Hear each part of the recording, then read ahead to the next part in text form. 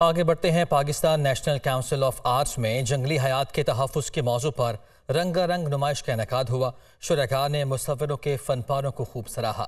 Report کر رہی ہیں فوزیہ علی۔ نیشنل کونسل آف آرٹس میں جنگلی حیات کے تحفظ کے موضوع پر نمائش کا انعقاد۔ مصوروں نے چرند پرند کی صورت فطرت کے شاہکاروں کو دلکش رنگوں سے اجاگر کیا۔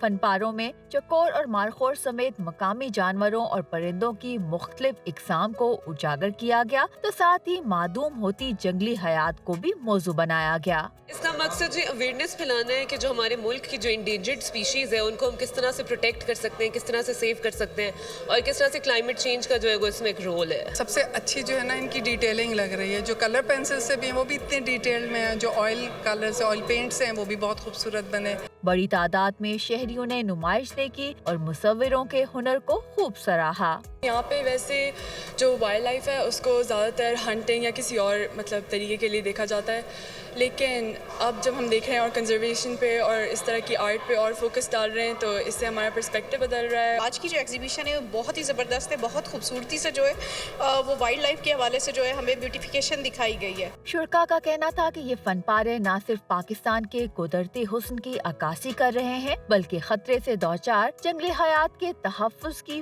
فوری ضرورت کا اہم پیغام بھی دے رہے ہیں۔